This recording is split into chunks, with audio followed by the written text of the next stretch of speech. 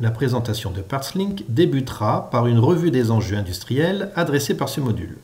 Après une brève introduction du concept de classification, je déroulerai une démonstration des principales fonctionnalités du produit et vous parlerai de sa mise en œuvre. Nous conclurons par une synthèse des points principaux à retenir. Comme introduction, je vous propose une analogie avec une situation de la vie de tous les jours, ou plus particulièrement du dimanche. Dans cette situation, nous avons besoin pour terminer un bricolage de trouver une vis qui soit ni trop longue ni trop courte, mais du bon diamètre afin qu'elle puisse se substituer à celle dont nous avons malencontreusement foiré la tête lors du démontage quelque peu héroïque. Pour cela, nous avons tous cette fameuse boîte dans laquelle nous stockons en vrac ces précieux éléments de fixation conservés tels des trophées à la mémoire de toutes ces opérations bricolage réalisées avec succès. Bien évidemment, quelques secondes suffisent pour décider d'abandonner les recherches, car le modèle recherché est sûrement spécial, ce qui nous donne bien sûr un bon prétexte pour filer au magasin du bricolage le plus proche. La fin de l'histoire, vous la connaissez. On revient avec le petit paquet dont nous prélevons les quelques unités nécessaires et jetons le reste dans la fameuse boîte en se disant que ça servira bien un jour. Poursuivons cette analogie dans un cadre plus professionnel.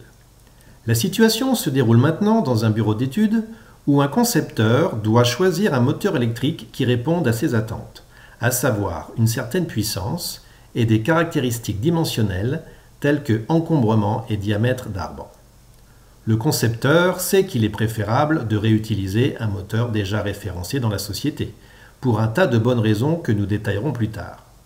Commence donc la quête du moteur et pour cela, le concepteur dispose de plusieurs bases de données pour effectuer ses recherches. La première est la mémoire collective. En effet, ça ne coûte rien de poser la question à ses collègues et ça peut être très rapide. Les autres bases de données sont plutôt électroniques, comme le PLM, l'ERP, voire quelques fichiers Excel. En revanche, trouver la bonne référence en se basant uniquement sur une description relève du challenge.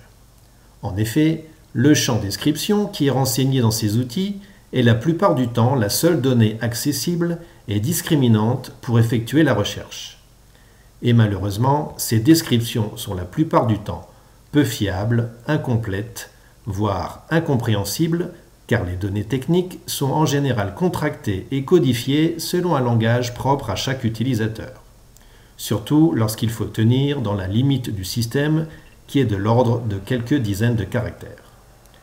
C'est pour ces raisons que le concepteur se rabattra, en dernier recours, vers l'outil universel qu'est le web, où en quelques clics, il trouvera son bonheur dans des catalogues spécialisés permettant des recherches simples et efficaces. Bonheur qu'il traduira en nouvelles références de composants, au risque de dupliquer un composant existant ou approchant déjà connu de sa société.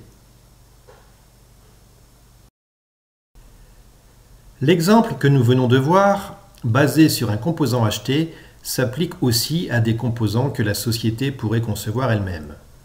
Transposons la situation dans une société qui conçoit et fabrique des moteurs, et qui a certainement une branche d'activité appelée affaires spéciales. Le concepteur, pour répondre à un appel d'offres, préférera retrouver une affaire approchante plutôt que de partir de la feuille blanche. Les mêmes difficultés que celles exposées précédemment se poseront à nouveau dans ce cas de figure. Pour conclure, le processus de capitalisation de l'existant pour standardiser une conception est une difficulté que rencontrent bon nombre d'entreprises.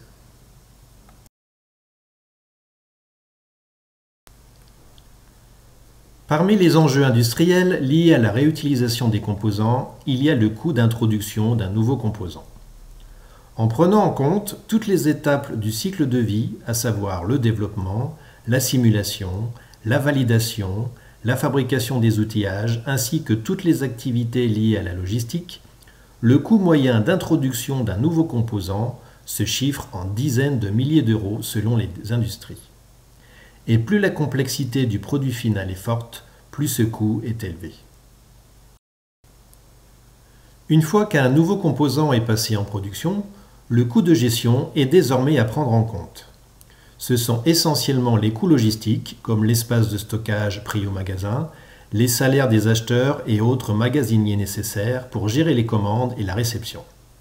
Que le composant vaille quelques centimes ou plusieurs milliers d'euros, ce coût de gestion est sensiblement le même.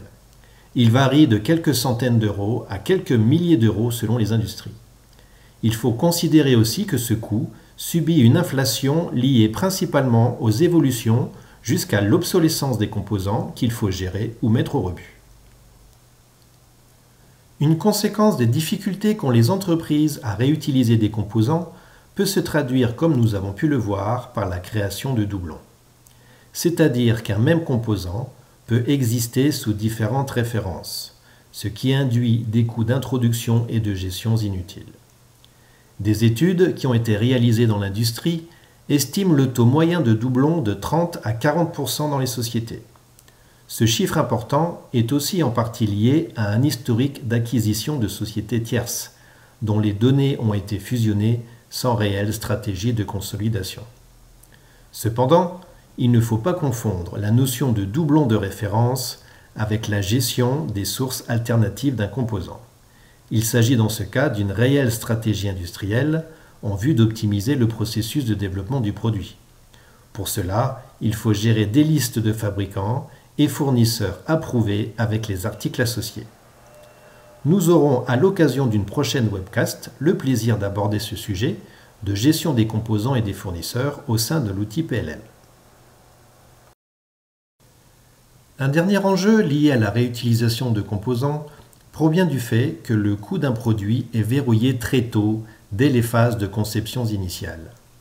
En effet, le choix des solutions techniques, et en particulier le choix de certains composants, comme un moteur électrique, peut se révéler stratégique, car une grosse partie du reste de la conception en découle, ce qui a pour conséquence de limiter les marges de manœuvre pour d'éventuelles remises en cause.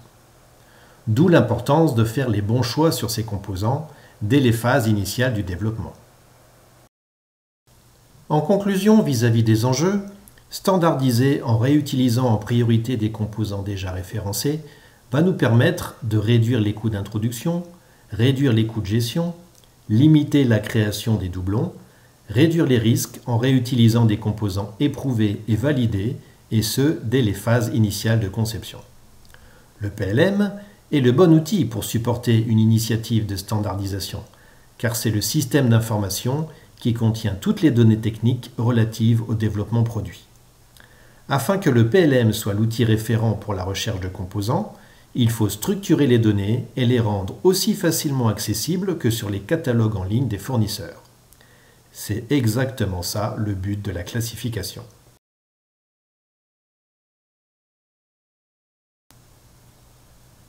En pratique, la classification consiste à créer une arborescence, comme on pourrait le faire avec des répertoires, à la différence que chaque nœud définissant un composant sera représenté par une image, un ensemble d'attributs pour caractériser le composant et un schéma visuel pour illustrer ses attributs.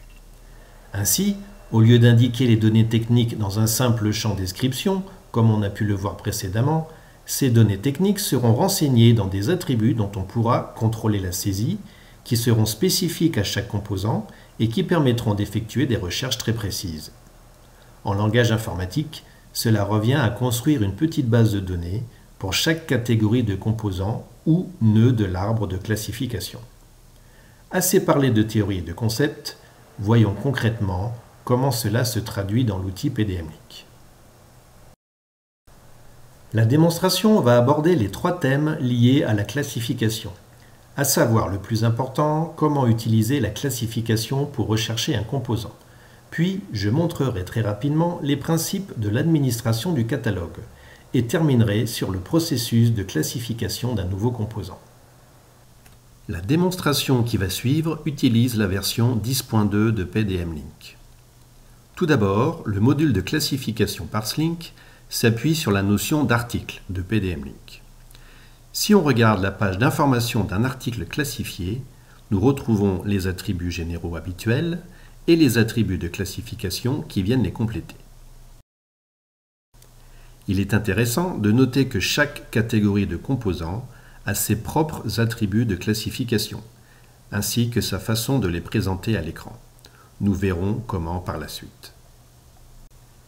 La recherche par classification permet de naviguer dans le catalogue de manière intuitive, sans se préoccuper de savoir où sont stockées les données. Sous chaque vignette, un aperçu des sous-classes est affiché avec le nombre de composants qui y sont rattachés. Un raccourci permet d'accéder à ces sous-classes directement.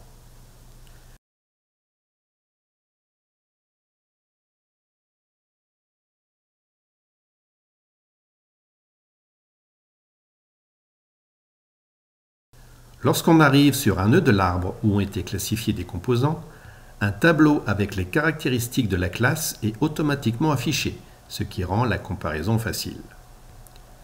À ce stade, il est d'ailleurs possible d'exporter ce tableau sous un format Excel ou HTML pour toute exploitation externe à l'outil. À partir du moment où une classe contient de nombreuses références, il faut affiner la recherche. Affiner la recherche permet de filtrer sur tout ou partie des attributs. Les plages de valeurs des paramètres numériques sont indiquées. Les attributs à valeurs multiples sont aussi indiqués.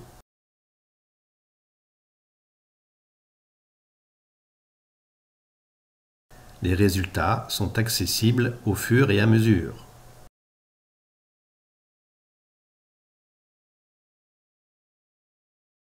Un schéma explicatif des différents attributs est disponible si besoin.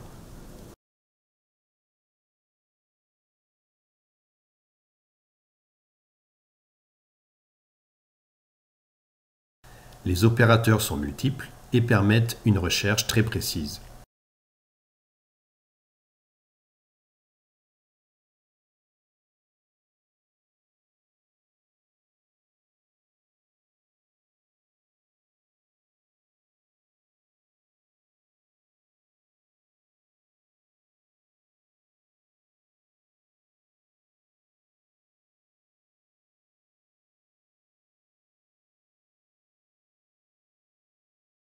Une autre méthode de recherche plus avancée consiste à utiliser des mots-clés dans un langage naturel. Cette technique est très rapide et facile à mémoriser lorsque ces recherches sont fréquentes.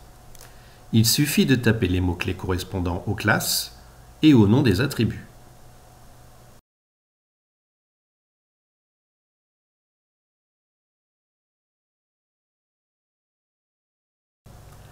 Une dernière méthode consiste à faire une recherche de composants similaires à partir d'un composant choisi. Il suffit pour cela de sélectionner les paramètres à verrouiller ou à filtrer et de lancer la recherche.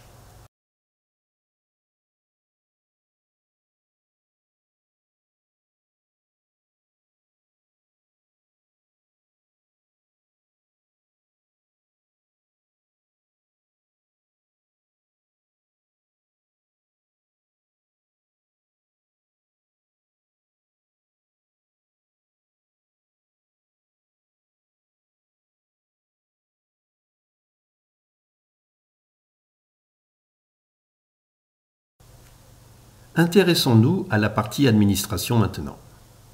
Un utilisateur de type gestionnaire de bibliothèque aura la possibilité de modifier la structure du catalogue.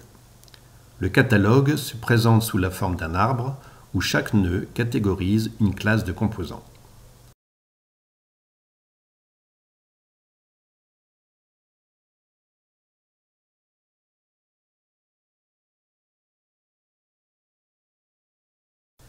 C'est au niveau de chaque nœud que sont définis les attributs. Certains sont hérités des niveaux supérieurs et d'autres peuvent être spécifiques au nœud.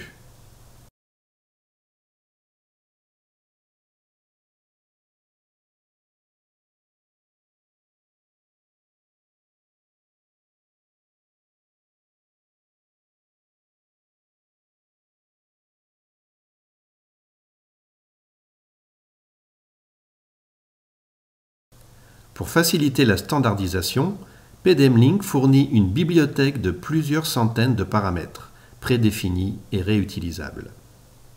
Il est important de noter que PDM-Link gère les unités, ainsi que les conversions selon les préférences de l'utilisateur.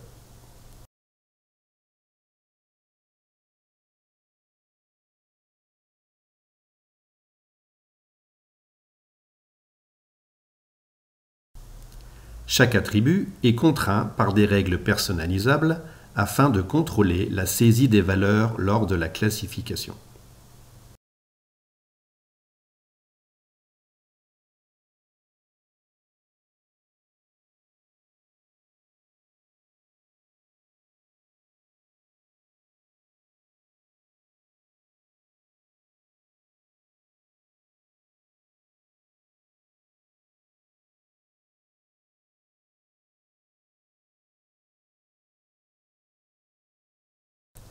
L'affichage des attributs sur les différentes pages d'information d'articles sont gérés par des schémas d'implantation de type grille, avec une décomposition en sous-groupes pour une meilleure clarté si nécessaire.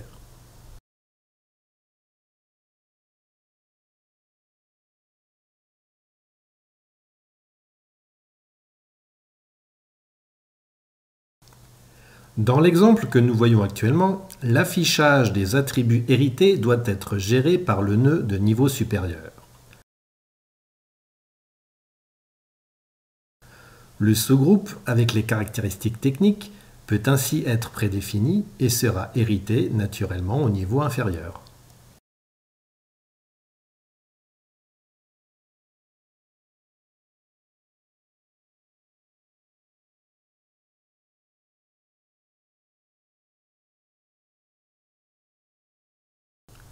La traduction des différents champs est possible directement dans l'interface d'administration.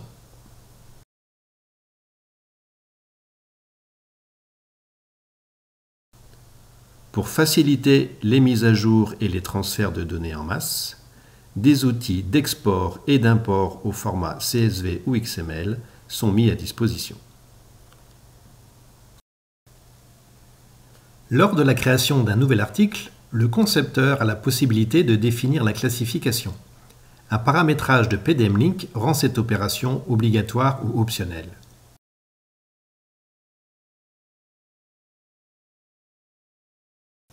L'onglet de définition des attributs de classification apparaît selon la forme des schémas d'implantation tels que nous l'avons vu précédemment dans la rubrique Administration. Les règles de saisie sont prises en compte selon les contraintes qui auront été définies pour chaque attribut. Il est intéressant de noter que la classification est redéfinissable à tout moment, ce qui n'est pas le cas du type d'article.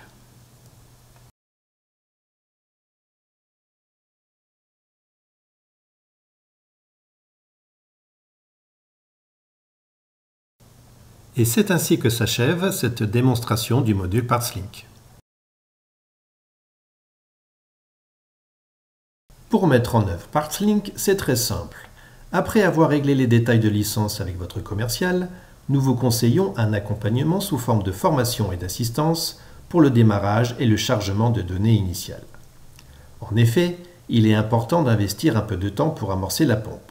Et pour cela, il est conseillé de constituer une équipe métier qui aura pour mission de définir les composants à classifier, créer la structure du catalogue et les caractéristiques de chaque nœud, charger des données pour des composants existants.